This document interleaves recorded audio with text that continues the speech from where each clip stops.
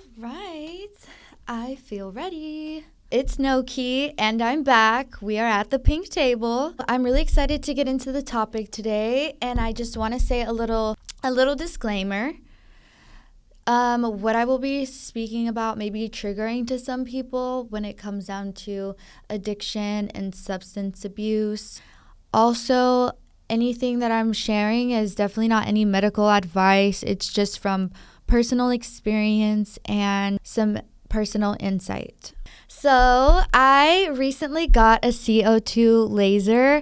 So I do have a little bit of redness and my skin is super sensitive right now. So I have to stay away from the sun for 3 months, 90 days for the skin to fully heal.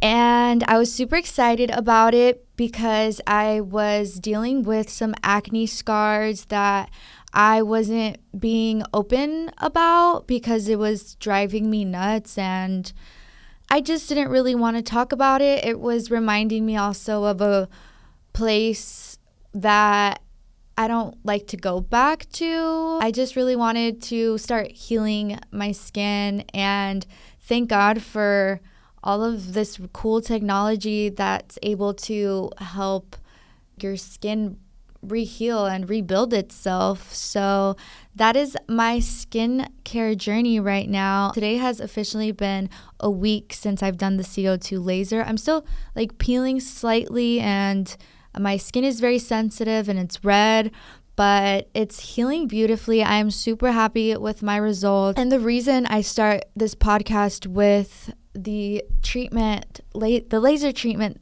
that we did on my skin, is because I guess this is a harder thing to start talking about than I thought. All right, so a little something about myself.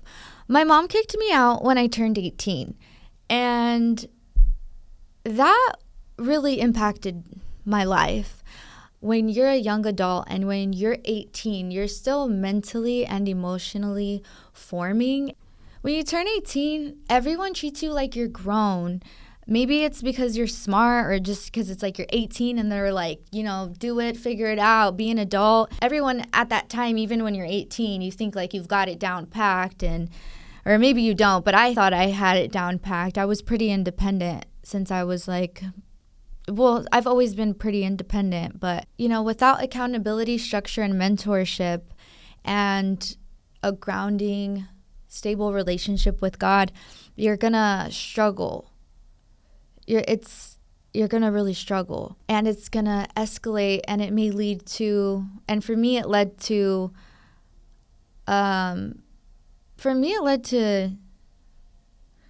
substance abuse. I was lacking accountability, structure, mentorship, a grounding relationship with God. As much as I considered myself spiritual and I'd meditate and pray, and as much as I thought I was doing the right things a lot of the time, I still believe that I needed some guidance and accountability and structure, some type of mentorship, whether it's a guidance counselor, whether it's your teachers, whether it's a therapist, whether it's just somebody reliable. When I turned 18, I had a lot of freedom, but I didn't have direction. Bad influences started to occur, friends giving you bad advice. It could be a multitude of things. Sometimes it may be your own friends and family that gives you bad advice, and you catch yourself, or you see yourself aimlessly or shooting. I believe that you need people that care enough to correct you. Sharing your information to people who genuinely care about you is so important, because they have their best interests for you and they know better. They will hold you accountable, and they will check you for your mistakes, and they will call you out. And you need that. You need people who are going to hold you accountable and not add on to a bad idea, or just be a yes man and agree to any cool or idea that may be different. And I know that we were all just kids, and we were all just learning, and we all did some crazy adventurous high risk taker things.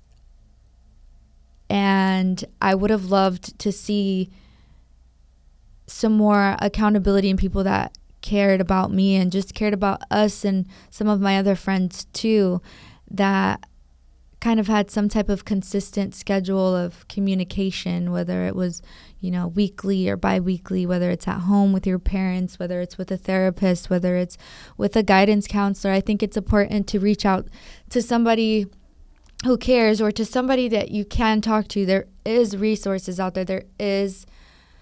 There is connection. And whether it's you start going to meetings, group therapies, books that you can read, there's a lot of resources out there. You don't have to do it alone. I certainly didn't do it alone. For one, I thank God for giving me the opportunity to be here and to be able to share the insight that I have and to share through my experiences for preventative measures, maybe as a reminder as to why you're sober and why you keep going. But I'm going to get to the part of my sobriety. Okay, back in 2021, I started doing small amounts of cocaine. And I told a friend once, because I was like, this isn't like normal, like to be doing small bumps of cocaine throughout the day and just live life casually, not even casually, just blow money and do stupid stuff. And I remember I went to a friend's house and I told her about the situation, and she asked if I was doing a lot of it. I said probably about like a gram would last me a week at the time. And she said, "Oh, that's nothing. If you were doing a gram a day, then I'd be concerned, or an 8-ball a day, then I'd be concerned," I believe is what she said. And I was like, are you sure? Like, I'm almost trying to convince her.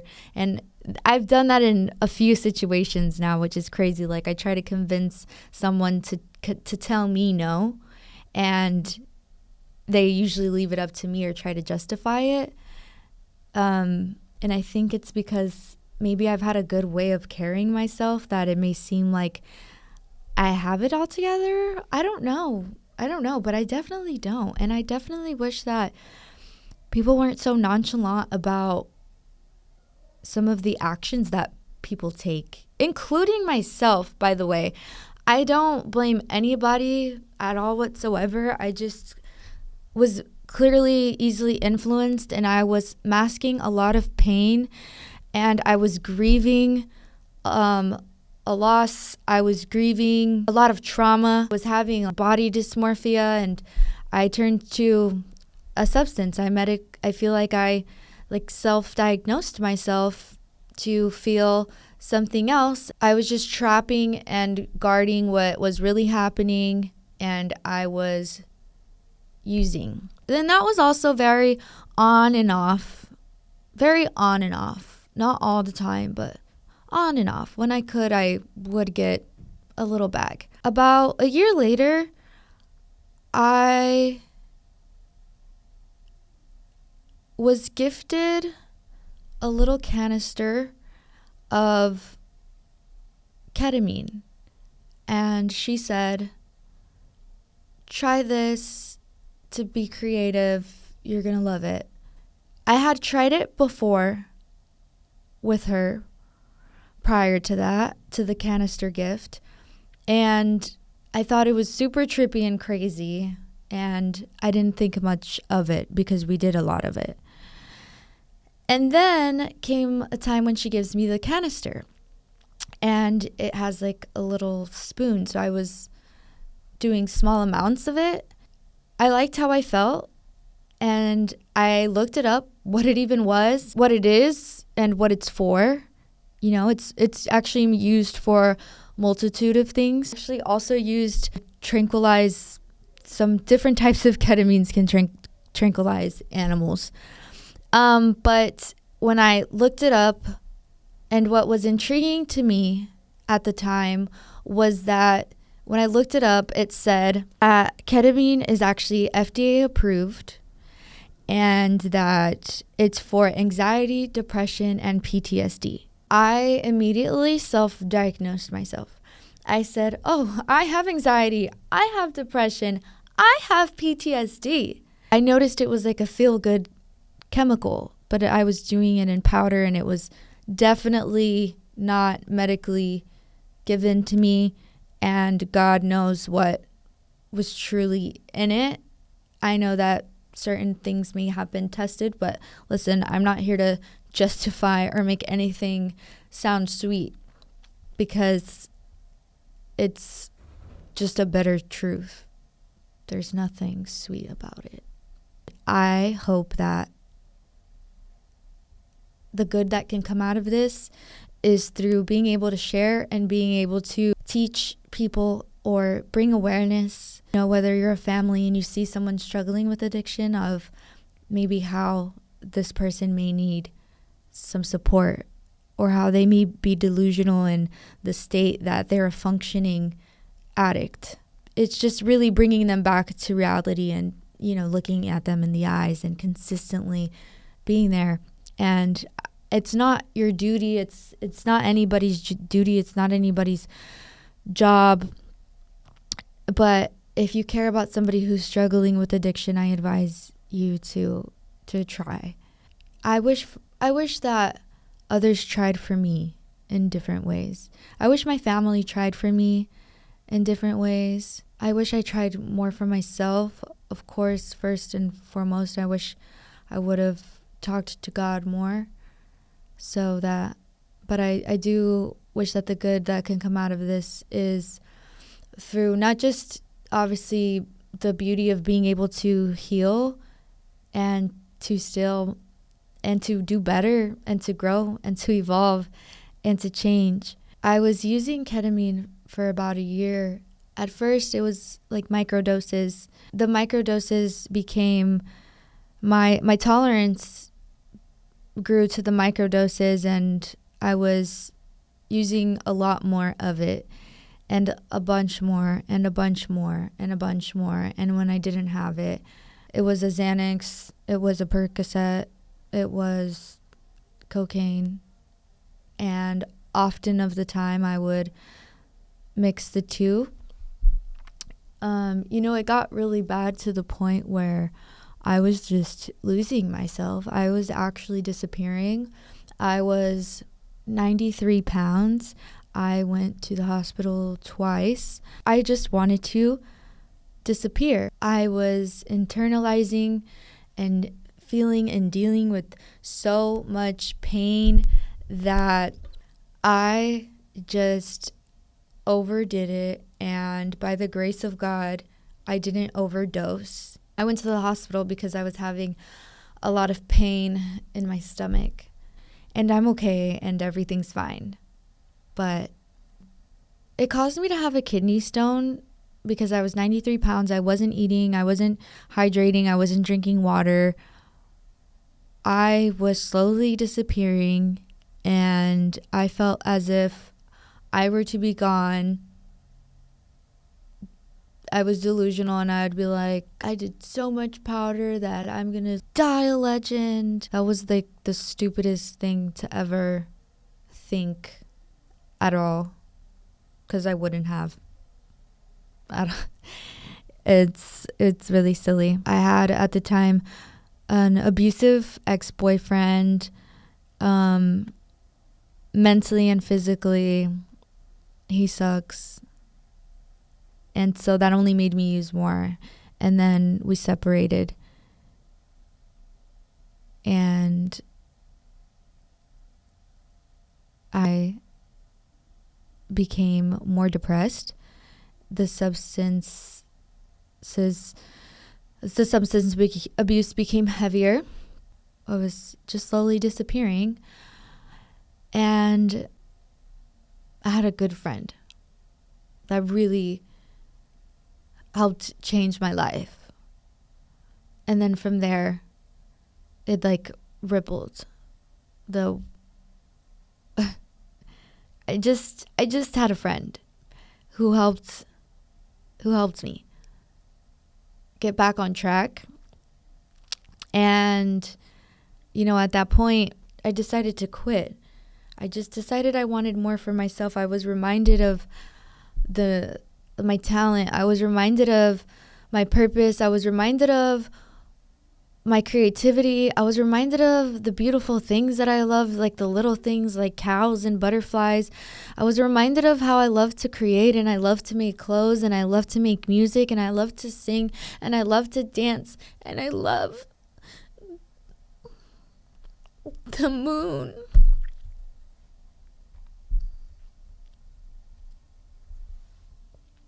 And I love the stars. And when my time is actually done and not by something unnatural, I just wanted to make sure I had it. Shit, okay, hold up. I just wanted to make sure I had it right.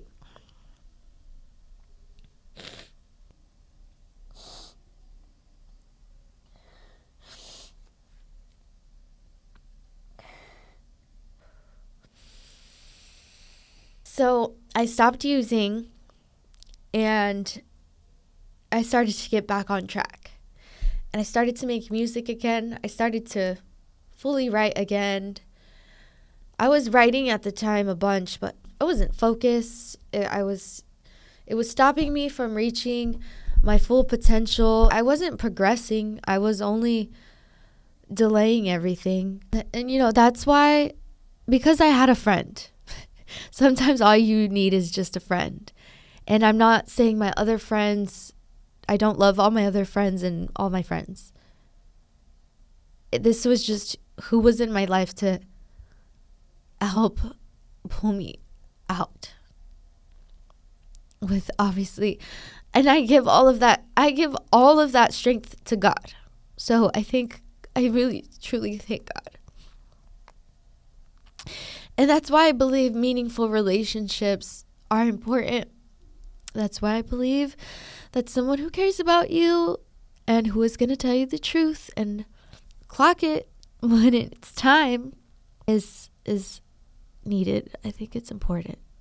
We need connections. We have a heart. We have feelings. We are emotional.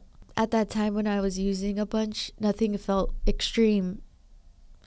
Like I was numb to it all. Like it was definitely delusional. There's nothing glamorous about losing control of yourself. And I wasn't solving anything. I was just postponing everything. I've been sober from all of those substances I listed for about 3 years now, which is great. And I am proud of myself, yes. And I'm happy to stand here. I'm happy to be here. I'm happy that I can say that. I'm happy that I can say 3 years and counting.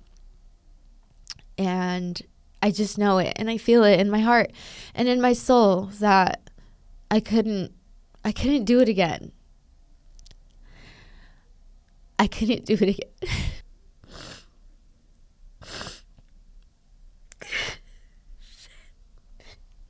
Shit. Okay.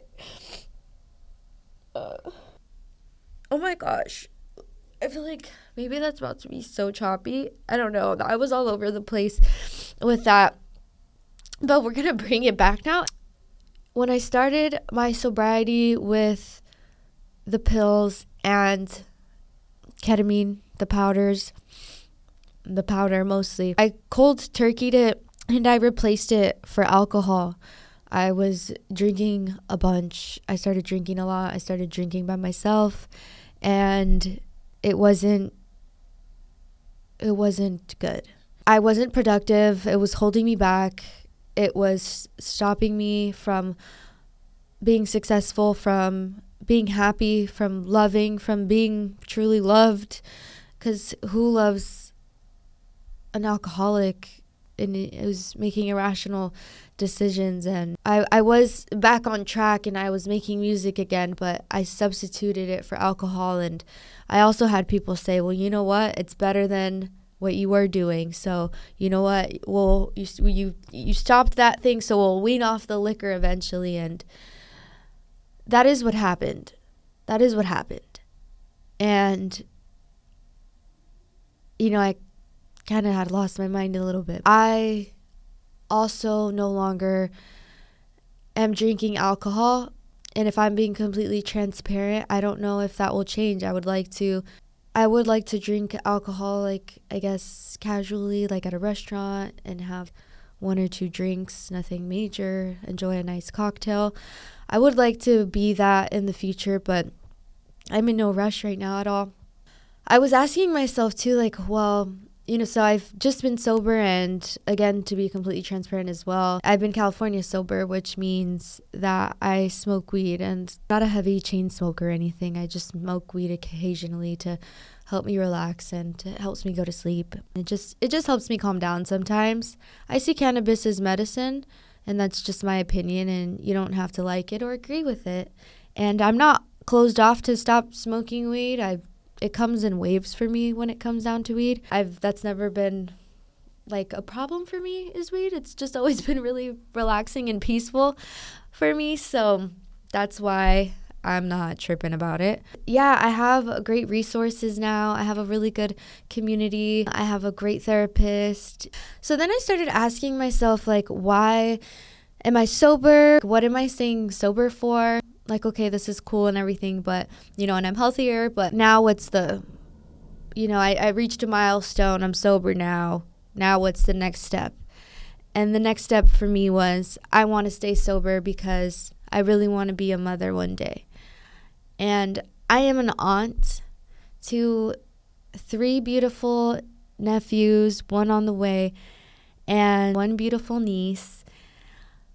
And I would love to have kids of my own one day as well. I just know that whenever that time is, and I'm also in no rush, but whenever that time comes, I want to be confident that I'm ready and that I'm healthy, and that I don't want to second guess myself when it happens. And I want to have a strong, healthy body so that I can carry a strong, healthy baby. So that is really the drive and the motivation and and I guess part of the major reason, aside from just being a healthy, happy, and being loved and loving, and being in school and learning new skills, and being able to share real connections with people, coming from a place where I'm doing a lot of work. So it's nice to be present and to share life with others. So yeah, there's that's, I guess, that.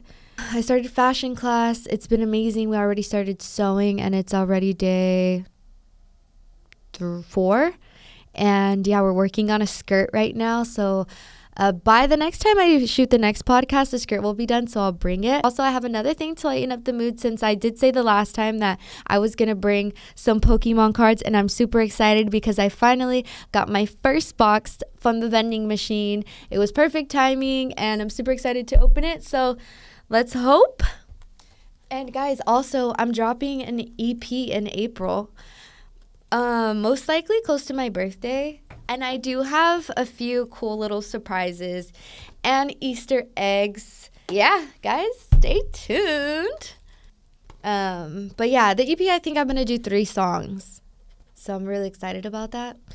So here we have the booster bundle, the Black Bolt, Scarlet, and Violet. And it includes 6 booster packs. And I am excited. So, it slides out. I didn't know that. Oh! Fancy. This is cool. Should I keep it? Guys, first pack. Okay, let's throw that one out. Put the energy card at the bottom. Yay. All right, I guess we'll do it like this. Okay. Well, we still have a bunch more to open, so let's see what's happening. I want a full art. All right.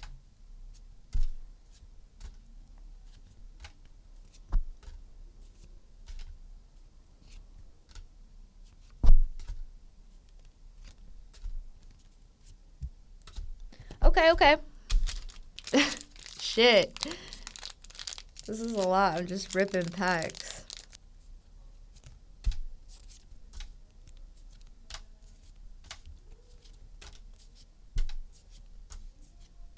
Ooh.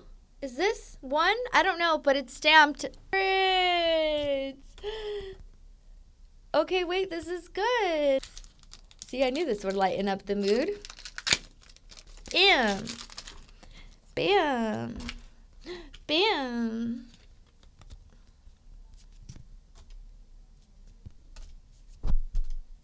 Fucking do this. Let's fucking go. Come on. Come on. Give it to me. Give it to me. Yeah.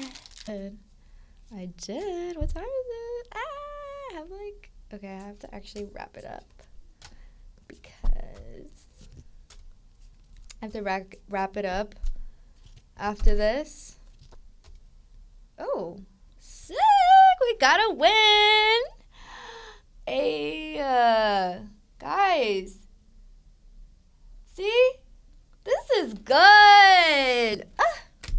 So happy. And then that was the last card. Okay. And then the last pack. Oh my gosh. One's cute. Ooh, we got another one that's stamped all across. So I'm going to keep it because she's cute. She's cute anyways. This one's cute too. I'm not going to keep. Well, you know what? Honestly, I cannot complain. And actually, I'm going to save the other cards for the next one because I don't really have much time. But I sincerely just want to say thank you for listening to this super emotional podcast. Thank you for listening, and I'm happy to be back. I'm happy to be healthy. I'm happy to be present. You guys got to learn a lot more about me, and maybe that brought some clarity or confusion to anybody who was wondering why I had been MIA when it came down to posting my music and just posting content or posting anything in general. And the reason I had brought up my CO2 is because when I was using and I was malnourished, I started breaking out a lot. Mostly just in my cheek areas. And so I started really picking at my skin at the time when I was using, and that caused a lot of scarring and some damage on my skin texture. And so that made me feel very insecure. And with time, as I sobered up and I got clean, my skin was doing so much better. It was clear. And also Sarah Ford, she's an amazing skin esthetician. She's an angel. She hooked me up and really took care of my skin and helped transform my skin. And I was just eating healthy, living healthier. And then, my skin continued to improve. And then I felt ready, not just financially, but my skin's condition as far as my acne and stuff. I felt ready to invest into the CO2 laser that was highly recommended to me. And I do highly recommend it for acne scars. It's for warts, it's for wrinkles, it's for sun damaged skin, and for acne scars.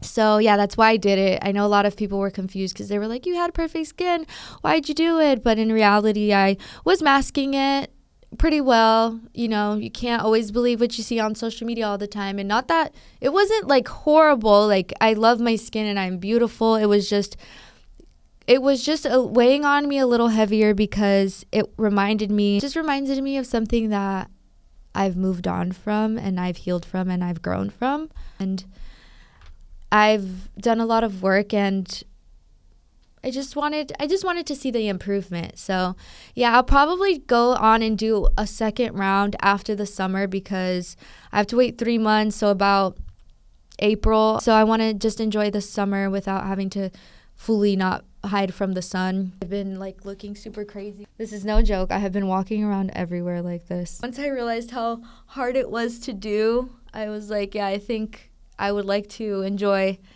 my summer. Is my hair crazy right now or what?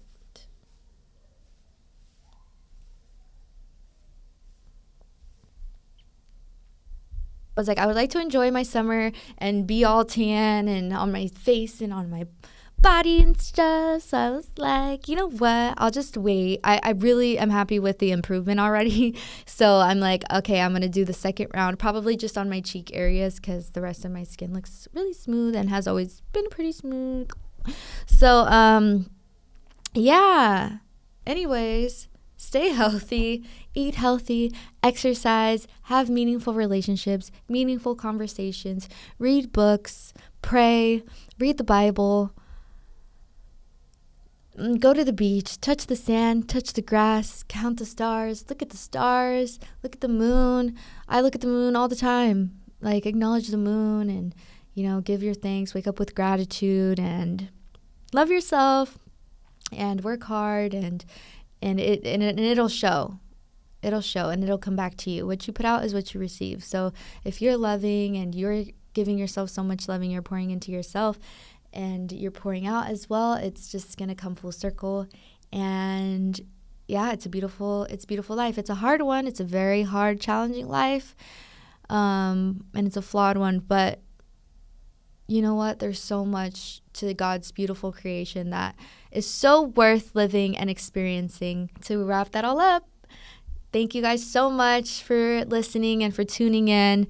I do have one other podcast that's already out, and it was the pilot episode. So welcome to the Pink Table episode number 2. And my name is Noki. I love you guys. You are so beautiful.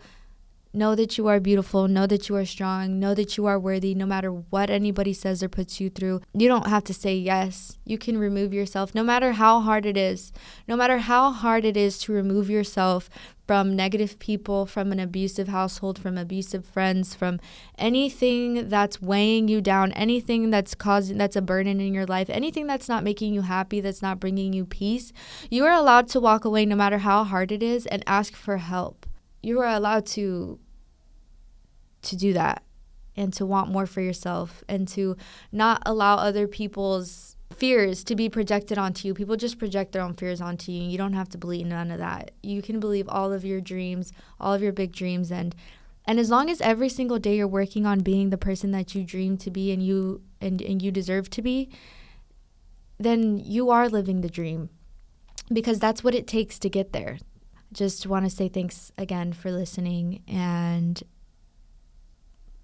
take care of yourselves, please. Yeah,